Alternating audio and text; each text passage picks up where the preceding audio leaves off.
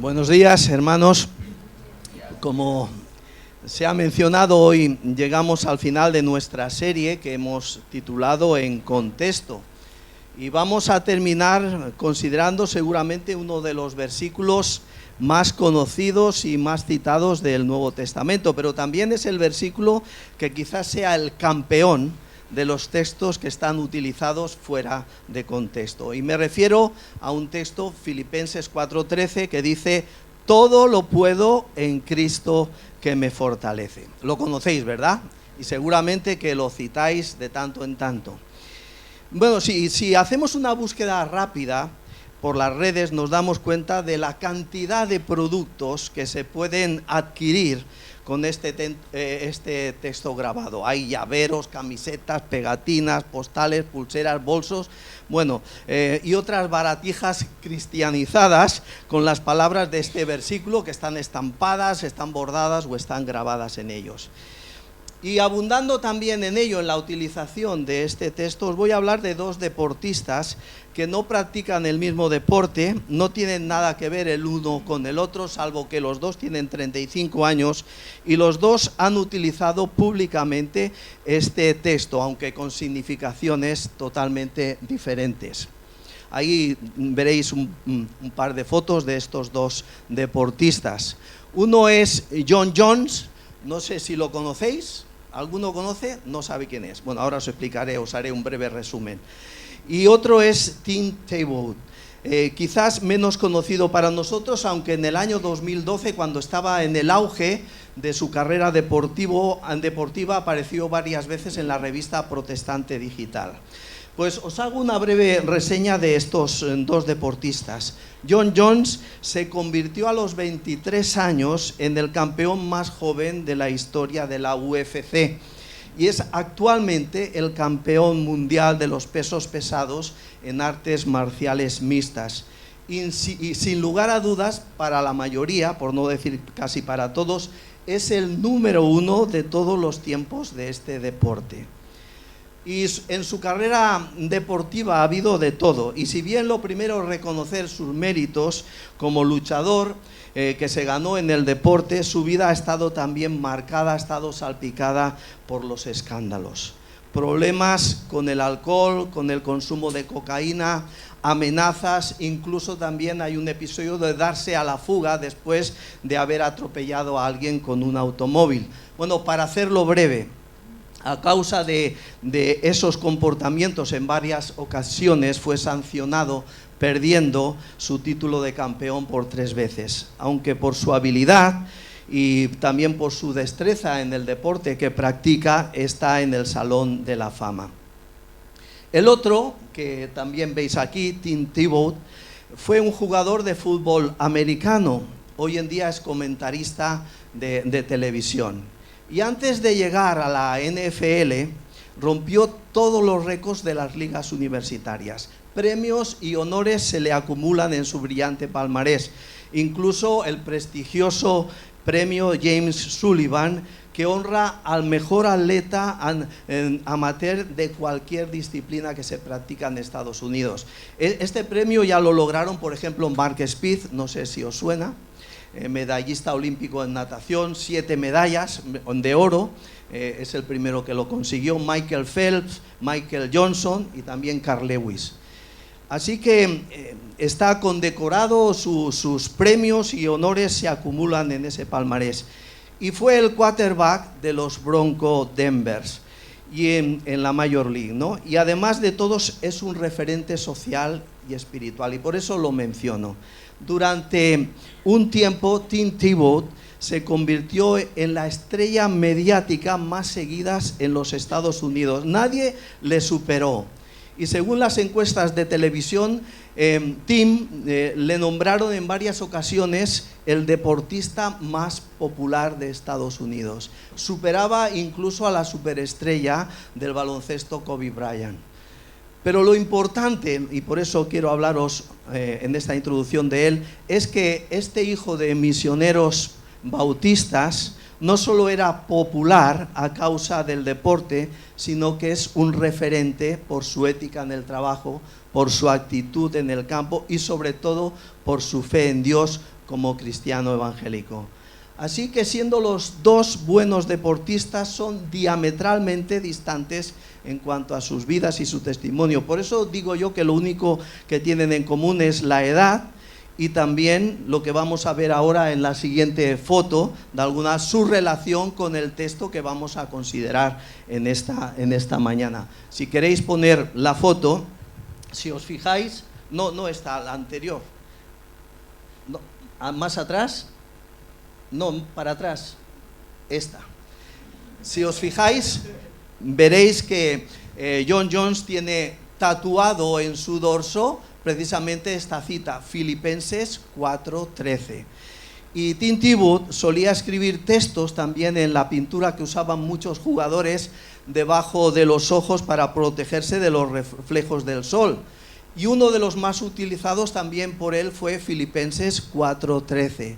Y para que os hagáis una idea de su popularidad, cuando en la final del campeonato nacional utilizó la cita de Juan 3:16, en ese mismo día en Google ese texto fue mirado por 92 millones de personas. Así que estamos hablando de toda una persona relevante dentro del mundo del deporte. Tebow no tiene problemas en mostrar su fe en Cristo ante las cámaras y lo hace con naturalidad.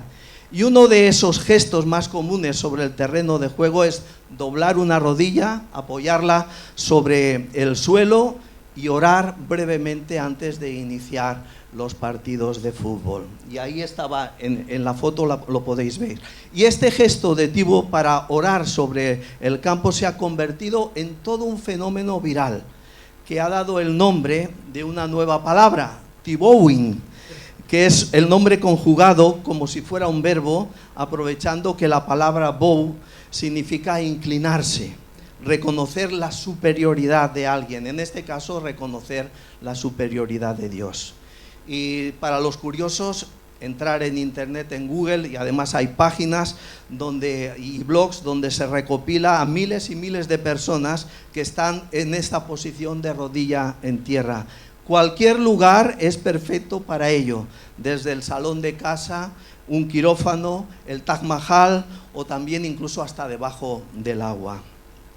Ahí hay algunas fotos que podéis apreciar, gente haciendo Tebowing.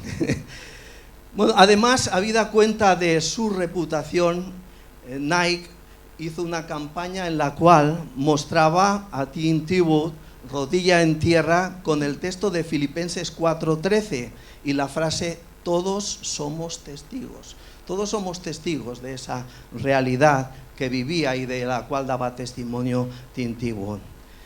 Y supongo que esta postura de arrodillarse os sonará, porque es la postura que ha adoptado después el movimiento antirracista en las movilizaciones en Estados Unidos y también ha llegado a Europa, ¿no? Ese movimiento de las vidas negras importan. El arrodillarse se ha convertido en el símbolo de protesta pacífica contra el racismo y al mismo tiempo ha servido para llamar la atención social delante de este problema. Así que estos dos deportistas también pueden significar muy bien las dos formas bien diferenciadas en que este texto que consideramos hoy, Filipenses 4:13, es usado e interpretado. Uno, poniendo el énfasis en todo lo puedo, y otro, poniendo toda la atención en Cristo que me fortalece. Como decía al principio, este es uno de los versículos más conocidos y más citados en el Nuevo Testamento. Y la ironía es que al tomar este versículo fuera del contexto, personas han llegado a asignarle un significado extraño e incorrecto, completamente contrario a lo que realmente significa este texto. A tal grado que han llegado a distorsionar su significado, que se ha convertido en casi una consigna de superación personal y un eslogan de ambición y de logros. Si Dios dice que puedo, yo tengo que poder. Esa sería una de las conclusiones que a veces se utiliza. Nosotros podemos hacer todo lo que nos propongamos.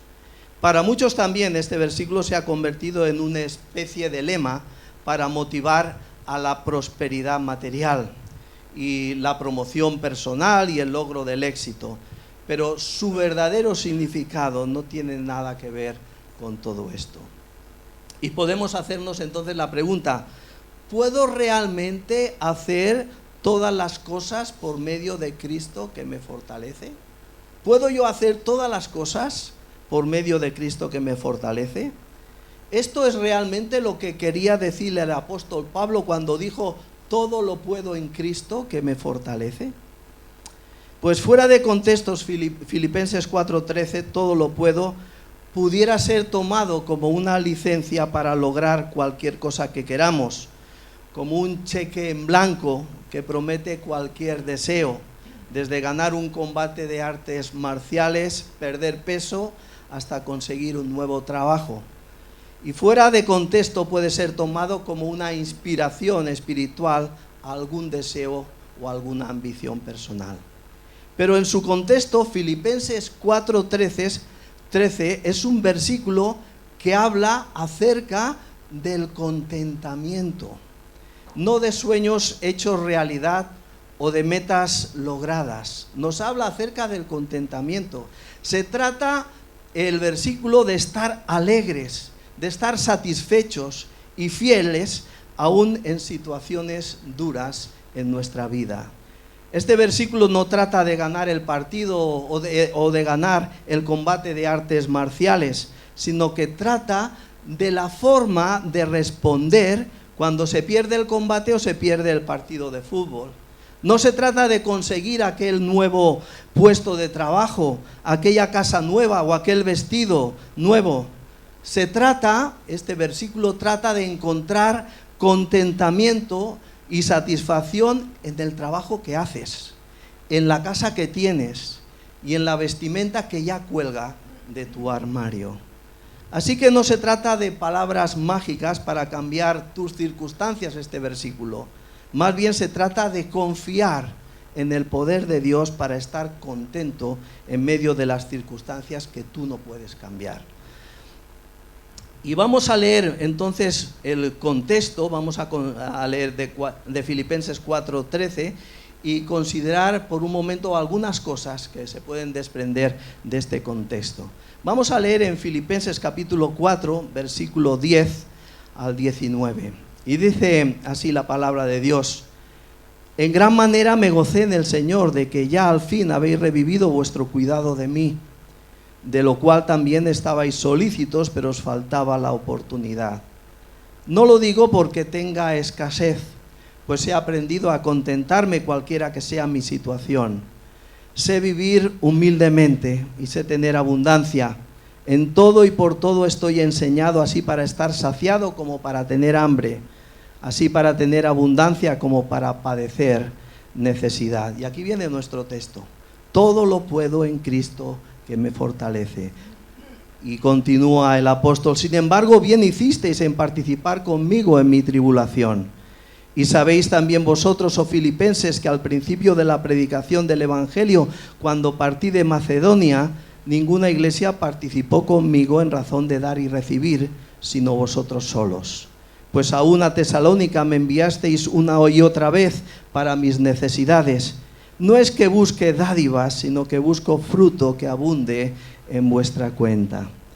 Pero todo lo he recibido y tengo abundancia, estoy lleno, habiendo recibido de Epafrodito lo que enviasteis. Olor fragante, sacrificio acepto, agradable a Dios. Mi Dios, pues, suplirá todo lo que os falta conforme a sus riquezas en gloria en Cristo Jesús. Uno de los propósitos de Pablo al escribir esta carta es la de agradecer a los filipenses el donativo que le habían enviado cuando estaba en la cárcel. Y él tenía una relación muy especial con esta iglesia de Filipos. En una ocasión pasada del ministerio de Pablo, ellos, como hemos leído, fueron la única iglesia que apoyó a Pablo en sus necesidades. Ahora ellos le habían enviado una ofrenda, y estos versículos del 10 al 19 del capítulo 4 son, podríamos decir, la nota de agradecimiento de Pablo hacia ellos. La generosidad de los filipenses tenía especial significado para Pablo porque llegó a su vida en un momento muy angustioso. Él estaba prisionero en Roma, estaba confinado en una pequeña estancia, estaba custodiado de manera permanente por un soldado romano, ya no podía ejercer su ministerio con la libertad de la cual antes gozó, y al no poder trabajar para su sostenimiento, porque Pablo de tanto en tanto trabajaba para su sostenimiento, leemos en Hechos que él trabajaba haciendo tiendas, al no poder trabajar para su sostenimiento, se encontraba en una condición total de dependencia y tal vez apenas subsistía solamente gracias a la generosidad de algunos amigos. Y el único contacto que tenía con las iglesias eran las cartas que podía escribir o algunas visitas esporádicas que le hacían. Y cuando Pablo recibe el donativo, nos dice en el versículo 10 que en gran manera me gocé en el Señor de que ya al fin habéis revivido vuestro cuidado de mí. Y para que nadie malinterpretara estas palabras de Pablo como si fuera una queja sobre los filipenses, Pablo aclara que sus palabras no son ningún lamento. Él no se estaba quejando de ellos, ni se estaba quejando de su condición actual. Mira lo que dice, no lo digo porque tenga escasez. Tengo escasez, pero no lo digo por esta cosa. ¿Por qué? Y entonces dice, pues he aprendido a contentarme, a sentirme satisfecho cualquiera que sea mi situación. Y este versículo 11 es súper importante a la hora de interpretar también el que nos ocupa, el de Filipenses 4:13. Es importante porque nos dice Pablo que él sabe vivir humildemente, sabe vivir en escasez, pero también sabe vivir en abundancia. Es decir, he aprendido a contentarme. Tenga dinero o no tenga dinero, a continuación he aprendido a contentarme. Y es a continuación cuando agrega, todo lo puedo en Cristo que me fortalece. Y esta declaración del apóstol tiene coherencia con toda la carta de Filipenses. Algunas veces se ha dicho, seguramente lo conocéis, que la palabra que más menciona Pablo en esta carta a los filipenses es la palabra gozo.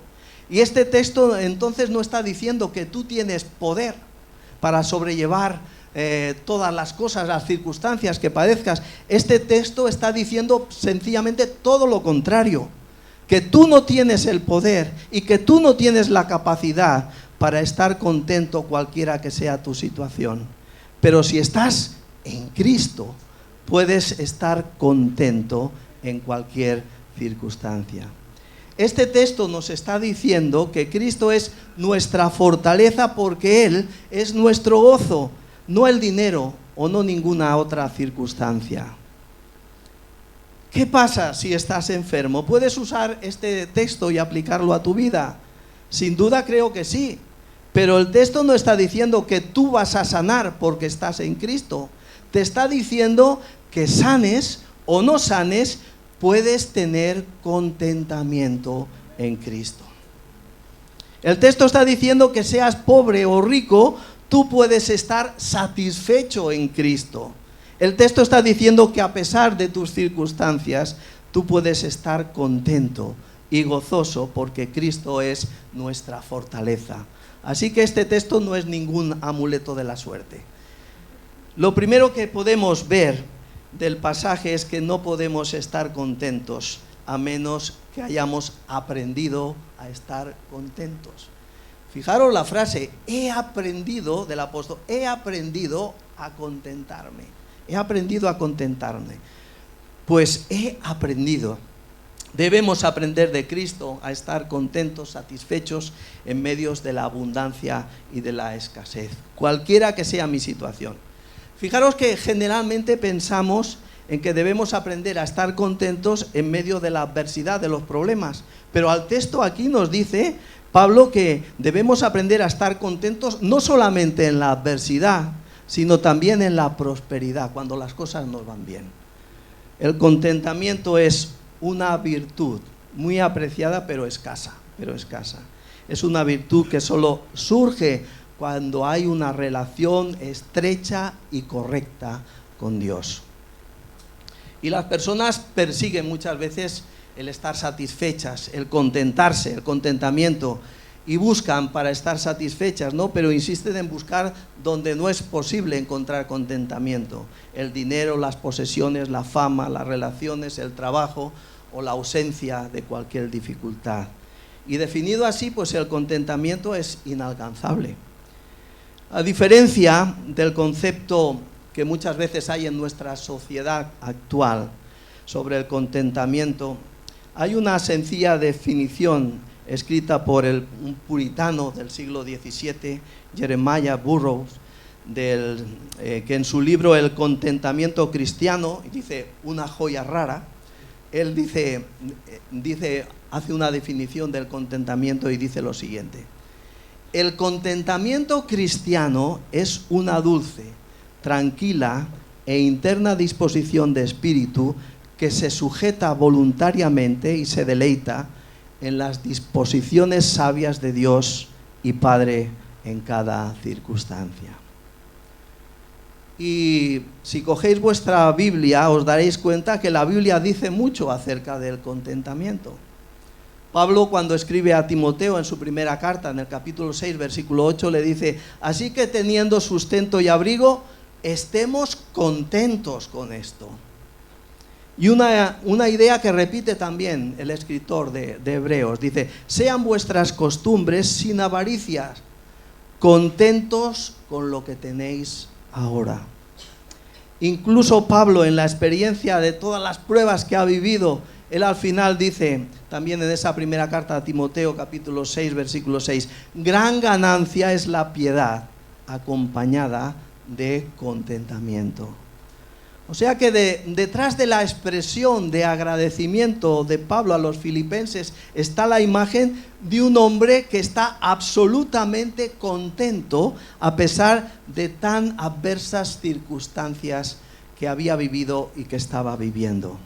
Y fijaros que antes de ese versículo 10 que comenzábamos a leer del capítulo 4, hay una afirmación que Pablo hace, versículo 9 de ese capítulo, en el cual él se ofrece a sí mismo como ejemplo de estabilidad espiritual. Él dice en ese versículo 9, lo que también habéis aprendido y recibido, oído y visto de mí, esto practicar, y el Dios de paz estará con vosotros. Y en los versículos que hemos leído del 10 al 19, es verdad que no lo dice de una forma directa. Pablo no se está poniendo de ejemplo de contentamiento de una forma directa, pero sí de una manera indirecta, como un ejemplo para nosotros de lo que es el contentamiento. Porque Pablo sabía cómo gozarse en cada circunstancia y estar libre de ansiedad y preocupación, porque su corazón estaba guardado, como dice en el texto que acabamos de leer, por la paz de Dios y el Dios de paz. Su ejemplo es especialmente apropiado en la sociedad actual en la cual vivimos, donde si hay algo que le caracteriza a la sociedad en que vivimos es el gran descontento que hay en las personas. Así que, aprovechando esta nota de gratitud de Pablo, aparentemente insignificante, quiero destacar rápidamente las claves que menciona el apóstol para nuestro contentamiento, para nuestro aprendizaje en el contentamiento, que dan significado, que son el prólogo y dan significado a nuestro versículo de hoy, Filipenses 4:13. Y dentro de esas claves de contentamiento, del aprendizaje al contentamiento, la primera que podríamos encontrar es confiar en la providencia de Dios. Filipenses 4:10 dice: me alegra mucho que como hermanos en Cristo al fin hayan vuelto a pensar en mí. Yo estaba seguro de que no me habían olvidado, solo que no habían tenido oportunidad de ayudarme. Pablo se gozó en gran manera en el Señor. se regocijó no tan solo porque aquella ofrenda había suplido sus necesidades, sino porque demostraba el amor de ellos, de aquellos hermanos de Filipo, hacia él. Su gozo rebosaba porque al fin, después de 10 años, ellos habían revivido el cuidado de él. Y lo que la actitud de Pablo refleja es su confianza paciente en la providencia de Dios. Y él estaba seguro de que Dios, en el momento oportuno, dispondría las circunstancias para suplir sus necesidades. Y Pablo estaba contento porque además sabía que los tiempos y las oportunidades en la vida están bajo el control soberano de Dios, que hace todas las cosas, como escribía a los Efesios, según el designio de su voluntad. Y quienes buscan a veces controlar sus propias vidas terminan siempre frustrados. Confiar en la providencia de Dios es fundamental para el contentamiento. Cuando hablamos de providencia estamos hablando de ese cuidado soberano y misericordioso para con nosotros. Es la previsión de Dios de proveer para nuestras necesidades específicas. Y Él toma en cuenta todas las cosas que suceden en nuestra vida, los sucesos, las eventualidades, las palabras, los hechos, y Dios va acomodando todas esas cosas con precisión, de acuerdo a su propósito, Salomón, en varios de los proverbios, escribió acerca de ese control providencial de Dios sobre los acontecimientos. Él dice en Proverbios 16:9, el corazón del hombre piensa su camino, mas Jehová endereza sus pasos. Como hace poco estábamos considerando la vida de José, también allí vemos también la providencia de Dios en la vida de José, el cual fue elevado a un alto cargo, a una eminencia en Egipto, a fin de preservar a su pueblo. Y así cuando vienen los hermanos que están atravesando una hambruna de la tierra de Palestina y vienen a Egipto, así se lo hace saber a ellos. Y les dice, vosotros pensasteis mal contra mí, mas Dios lo encaminó a bien, para hacer lo que vemos hoy, para mantener la vida a mucho pueblo. Es el mismo caso de otros muchos que aparecen en las Escrituras, donde la providencia de Dios obró para llevar a cabo su plan y propósito. Dios también planeó todo de manera providencial para que Esther ocupara una posición relevante que le permitiera también salvar al pueblo de Israel, como así se lo recordó Mardoqueo, ¿no? Él le dijo, ¿quién sabe si no llegaste a ser reina precisamente para un momento como este? Pues hermanos, una comprensión del control soberano y providencial de Dios sobre los acontecimientos es indispensable para vivir en contentamiento.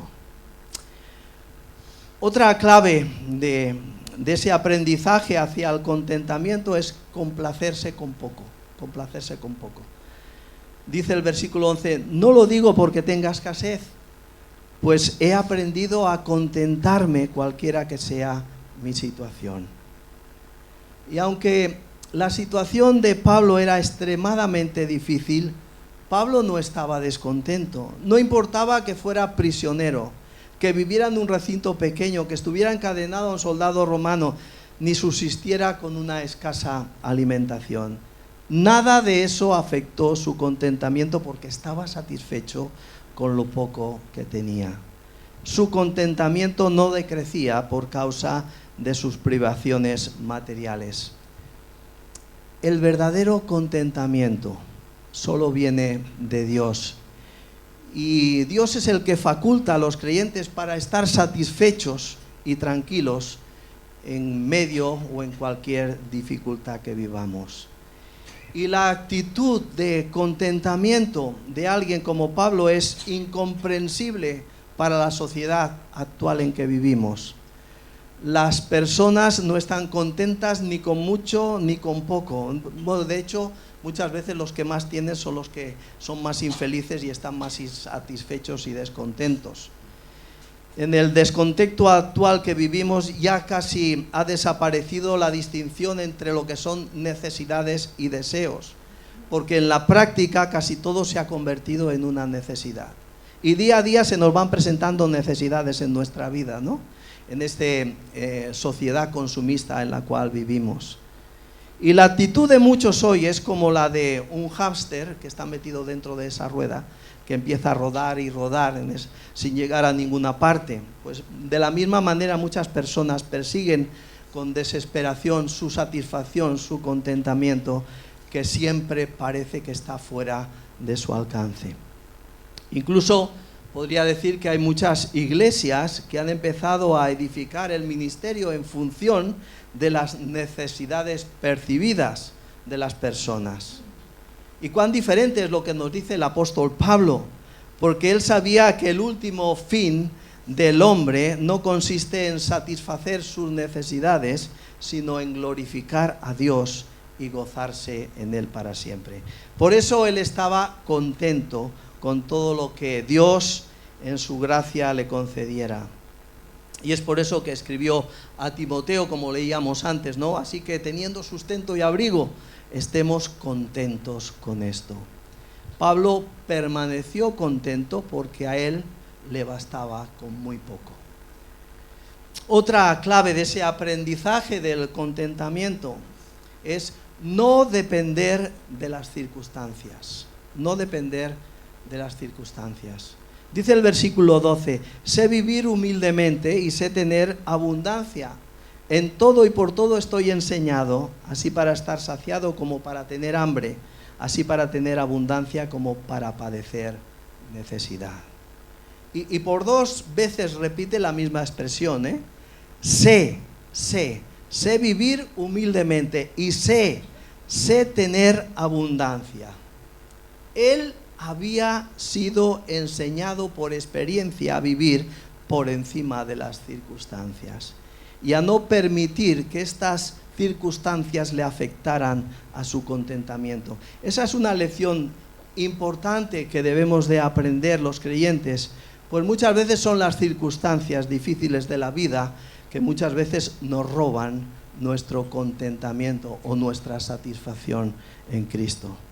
Y la declaración de Pablo, sé vivir humildemente, tener hambre, padecer necesidad, señala que había sufrido de todas estas cosas. Habría sufrido la pobreza. Él sabía lo que era arreglárselas con poco y sabía también tener abundancia y estar saciado cuando Dios dispuso darle más de lo que necesitaba. Pablo no era un teórico del Evangelio. No era un teórico del Evangelio. Su vida no era precisamente una demostración del Evangelio de la prosperidad. Basta con leer el libro de los Hechos de los Apóstoles para darnos cuenta de ellos, ¿no? Sale de viaje o va a predicar a las iglesias y vez tras vez vemos cómo hay oposición, quieren matarlo, quieren apedrearlo, quieren meterlo en prisión, apalearlo. Vez tras vez vemos cuál es la situación de Pablo, una experiencia totalmente vivida del Evangelio. Y en el momento de escribir, como decía antes, su carta a los filipenses, Pablo estaba de nuevo preso en Roma. Y todas estas palabras tienen todavía mayor valor cuando vemos las circunstancias donde estaba el apóstol. Y para resumir su complicada y difícil y peligrosa vida, Pablo escribió aquel pasaje de 2 de Corintios, ¿no? Que a veces hemos leído. Son siervos de Cristo, sé que sueno como un loco, pero yo lo he servido mucho más. He trabajado con más esfuerzo, me han encarcelado más seguido, fui aceptado innumerables veces y enfrenté la muerte en repetidas ocasiones. En 5 ocasiones distintas los líderes judíos me dieron 39 latigazos. 3 veces me azotaron con varas. Una vez fui apedreado. 3 veces sufrí naufragios. Una vez pasé toda una noche y el día siguiente a la deriva en el mar. He estado en muchos viajes muy largos. Enfrenté peligros de ríos y de ladrones. Enfrenté peligros de parte de mi propio pueblo, los judíos, y también de los gentiles. Enfrenté peligros en ciudades, en desiertos y en mares, y enfrenté peligros de hombres que afirmaban ser creyentes, pero no lo son. He trabajado con esfuerzo y por largas horas y soporté muchas noches sin dormir. He tenido hambre y sed y a menudo me he quedado sin nada que comer. He temblado de frío sin tener ropa suficiente para mantenerme abrigado. Además de todo esto, a diario llevo la carga de mi preocupación por todas las iglesias. ¿Quién está débil sin que yo no sienta esa misma debilidad? ¿Quién se ha dejado llevar por mal camino sin que yo no arda de enojo? Si debo jactarme, preferiría jactarme de las cosas que muestran lo débil que soy. Dios, el Padre de nuestro Señor Jesús, quien es digno de eterna alabanza, sabe que no miento. Bueno, todos estos sufrimientos constantes y tan singulares en la vida del apóstol Pablo le enseñaron el secreto de levantarse por encima de ellos. Y en medio de todas sus pruebas, mantuvo sus ojos en las realidades celestiales. Y es por eso que el apóstol podía escribir: porque esta leve tribulación momentánea produce en nosotros cada vez más excelente y eterno peso de gloria. Y es desde esa perspectiva ninguna pena, ningún sufrimiento o desilusión podía afectar el contentamiento de Pablo. Y llegamos a nuestro versículo, ¿no? Que podríamos decir que forma parte del aprendizaje hacia el contentamiento, ¿no? Fortalecerse en el poder de Dios, fortalecerse en el poder de Dios. Su capacidad y suficiencia provenían de su unión con Cristo Jesús, y que esa unión hacía que, como Cristo Jesús es infinitamente capaz y suficiente, Él podía entonces tomar fortaleza. Por eso Él decía muchas veces, ¿no?, hablando de su vida en Cristo, dice: con Cristo estoy juntamente crucificado, ya no vivo yo, mas vive Cristo en mí. Y lo que ahora vivo en la carne, lo vivo en la fe del Hijo de Dios, el cual me amó y se entregó a sí mismo por mí. Cuando Pablo escribió todo lo puedo, el apóstol no estaba sugiriendo que era capaz de sobrevivir indefinidamente sin alimento, sin agua, sin dormir o sin abrigo. Lo que él estaba diciendo es que al llegar al límite de sus recursos y de su capacidad, incluso al borde de la muerte, fue lleno de la fuerza de Cristo. Él pudo vencer las más extremas dificultades físicas gracias a la fortaleza interior y espiritual que Dios le dio. Es como las palabras aquellas de Isaías que encontramos, a veces repetimos también en Isaías 40, ¿no? Él dice: Él fortalece al cansado y acrecienta las fuerzas del débil. Aún los jóvenes se cansan, se fatigan, los muchachos tropiezan y se caen. Pero los que confían en el Señor renovarán sus fuerzas. Volarán como las águilas, correrán y no se fatigarán, caminarán y no se cansarán. Y quizás la ilustración más clara de esta verdad referente al apóstol Pablo se encuentra en su propia persona. Él, cuando escribe la segunda carta a los Corintios, manifiesta que él tenía un aguijón en la carne. No sabemos cuál es, aunque algunas suposiciones se hacen, ¿no? Pero él decía que tenía un aguijón en la carne y que él había pedido al Señor 3 veces, le había rogado que le quitara ese aguijón. Y el Señor le había contestado: bástate mi gracia, porque mi poder se perfecciona en la debilidad. Por tanto, dice al final de ese pasaje: de buena gana me gloriaré más en mis debilidades, para que repose sobre mí el poder de Cristo. Por lo cual, por amor a Cristo, me gozo en las debilidades, en afrentas, en necesidades, en persecuciones, en angustias, porque cuando soy débil, entonces soy fuerte. ¿Veis cómo va encajando el contexto del texto que estamos mirando hoy, Filipenses 4:13? No está hablando del poder que uno tiene, sino está hablando de nuestra debilidad y el poder que Cristo tiene. El contentamiento viene a los creyentes que descansan en la gracia sustentadora de Cristo, la cual reciben cuando carecen de fuerzas en sí mismos. Y es en este sentido, podríamos decir, que el contentamiento es una consecuencia de nuestra necesidad. Y para no dejar dudas en cuanto a la suficiencia del poder de Cristo que fortalece, es el mismo poder que Pablo menciona en su carta a los Efesios, ¿no? Cuando dice: por esta causa doblo mis rodillas ante el Padre de nuestro Señor Jesucristo, de quien toma nombre toda familia en los cielos y en la tierra, para que os dé, conforme a las riquezas de su gloria, el ser fortalecidos con poder en el hombre interior por su Espíritu. Y dice al final: y aquel que es poderoso para hacer todas las cosas mucho más abundantes de lo que pedimos y entendemos, según el poder que actúa en nosotros. El poder de Dios que mora en los creyentes es mucho más que suficiente para fortalecerlos y sustentarlos, cualquiera que sea nuestra circunstancia. El contentamiento es de quienes confían por completo en ese poder y no en sus propias fuerzas. Dice, ya hemos leído una frase antes, la definición de contentamiento de Jeremiah Burroughs. Él dice también en ese libro que antes os citaba, la extraña joya del contentamiento cristiano, dice: un cristiano se goza en toda circunstancia cuando busca la fortaleza en otro. Se rinde a Jesucristo, actúa por su fe en Él y recibe la fortaleza de Jesucristo en su propia alma.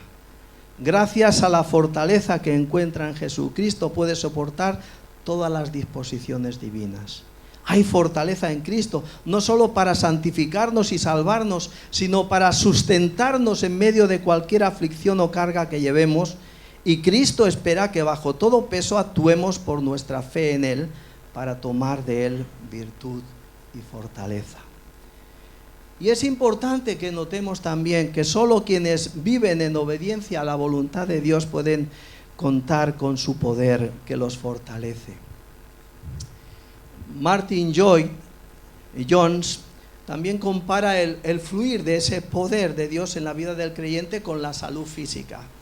Y él dice: la salud es el resultado de una vida sana. Y digo lo mismo acerca de esta cuestión del poder en la vida del creyente. Puedo entonces resumir la enseñanza de la siguiente forma: el secreto del poder se encuentra en descubrir y aprender del Nuevo Testamento lo que podemos hacer en Cristo. Debo ir a Cristo, debo pasar tiempo con Él, debo meditar en Él, debo conocerlo. Ese era el anhelo de Pablo, a fin de conocerle. Debo mantener mi contacto y mi comunión con Cristo y enfocarme en conocerlo. Y otro gran hombre de Dios que recientemente pasó a la presencia del Señor, Charles Stanley, él dice lo siguiente, dice: el poder de Dios traerá contentamiento a quienes carecen de fuerza, pero solo si han vivido de manera justa. No hay solución rápida ni atajos para el contentamiento. Acordémonos, es un aprendizaje. Lo reciben solo quienes son fortalecidos por el poder divino, y ese poder divino no viene de consejeros, ni terapias o fórmulas de autoayuda, sino solo de una vida que persevera en la piedad. Y por último, la última clave, podríamos decir, que encontramos en el pasaje del contentamiento, de aprender el contentamiento, tiene que ver con la preocupación por el bienestar de los demás. Dice el versículo: sin embargo, bien hicisteis en participar conmigo en mi tribulación. Y sabéis también vosotros, oh filipenses, que al principio de la predicación del Evangelio, cuando partí de Macedonia, ninguna iglesia participó conmigo en razón de dar y recibir, sino vosotros solos. Pues aún en Tesalónica me enviasteis una y otra vez para mis necesidades. No es que busque dádivas, sino que busco fruto que abunde en vuestra cuenta. Pero todo lo he recibido y tengo abundancia, estoy lleno, habiendo recibido de Epafrodito lo que enviasteis, olor fragante, sacrificio acepto y agradable a Dios. Mi Dios pues suplirá todo lo que os falta conforme a sus riquezas en gloria en Cristo Jesús. Esta es la última clave, ¿no?, del contentamiento, es la preocupación por los demás, la preocupación por el prójimo. Quienes viven solamente para sí nunca estarán contentos, porque para ellos el contentamiento solamente puede venir cuando sus circunstancias sean tal como ellos las desean. Y eso nunca ocurrirá, porque somos insaciables, esa es la realidad. Solo quienes son generosos y anteponen el bienestar de los demás a su propio deseo hallan el contentamiento. Así, por eso es que Pablo al principio de la carta ora a los filipenses y les dice que vuestro amor abunde más y más. Y luego más adelante les escribe, ¿verdad?, en ese capítulo 2, nada hagáis por contienda o por vanagloria, antes bien con humildad, estimando cada uno a los demás como superiores al mismo, no mirando cada uno lo suyo propio, sino cada cual por lo de los demás. Y es entonces cuando añade el texto de la canción que hemos cantado esta mañana, Un siervo para su gloria, este sentir hubo también en Cristo Jesús. Si Cristo Jesús solo se hubiera preocupado por sus intereses personales, nunca habría dejado el cielo para sacrificarse por hombres pecadores como tú y como yo. Si Cristo solamente se hubiera preocupado por Él, nosotros estaríamos fuera de juego, ¿no? Nunca hubiéramos podido tener acceso al Padre, a Dios. Y 3 declaraciones rápidas resumen el gozo y la gratitud de Pablo. Todo lo he recibido, tengo abundancia, estoy lleno. Y Pablo describió aquella dádiva de los filipenses como olor fragante, sacrificio acepto, agradable a Dios. Pablo estimó aquella ofrenda de los filipenses como un acto sacrificial de adoración a nuestro Dios. El autor de Hebreos así lo manifiesta y él dice: así que ofrezcamos siempre a Dios por medio del sacrificio de alabanza, es decir, fruto de labios que confiesan su nombre. Y agrega: y de hacer bien y la ayuda mutua no os olvidéis, porque de tales sacrificios se agrada Dios. Pablo sabía que los filipenses no solo recibirían bendiciones espirituales en el cielo por su generosidad, sino que Dios también supliría todo lo que les faltaba conforme a sus riquezas en gloria en Cristo Jesús. Y es importante subrayar eso. Dios supliría sus necesidades conforme a sus riquezas, no conforme a las riquezas de los filipenses, conforme a sus riquezas. Su provisión para ellos sería en proporción a la inmensidad de las riquezas eternas, es decir, con mucha generosidad, como corresponde a las riquezas en gloria en Cristo Jesús. Bueno, estas son a grandes rasgos y terminamos las claves que nos menciona Pablo, que caracterizan a todos aquellos que han aprendido a estar contentos. Confiar en la providencia de Dios, complacerse con poco, no depender de las circunstancias, fortalecerse en el poder de Dios y preocuparse por los demás. Todo lo puedo en Cristo que me fortalece. Como decía al principio, este texto recurrentemente se utiliza para afrontar cualquier situación. Si estamos padeciendo alguna enfermedad, todo lo puedo en Cristo que me fortalece. En medio de una crisis económica, todo lo puedo en Cristo que me fortalece. Viviendo las consecuencias de sueños frustrados o relaciones rotas, todo lo puedo en Cristo que me fortalece.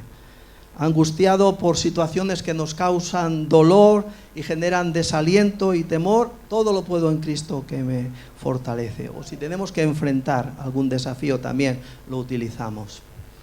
Cuando el apóstol dice todo lo puedo en Cristo que me fortalece, está hablando de contentamiento. Está hablando de contentamiento. Él había aprendido a depender de Cristo y estar alegre, satisfecho, sin importar lo que estaba pasando, lo que estuviera pasando. Y esto, hermanos, es lo que debemos también nosotros aprender de este versículo y lo que estamos llamados a imitar del apóstol Pablo. Por esa misma razón es que él escribía eso, ¿no? Lo que aprendisteis y recibisteis y oísteis y visteis en mí, esto haced, y el Dios de paz estará con vosotros. Este es el ejemplo que Pablo nos exhorta a los creyentes a seguir, pues la actitud que él poseía es esa misma actitud que debe caracterizarnos a cada uno de nosotros. Que el Señor nos ayude a considerar su palabra y nos ayude también a seguir aprendiendo en el contentamiento, porque seguro que encontraremos siempre la paz y la fortaleza en Cristo Jesús, Señor nuestro.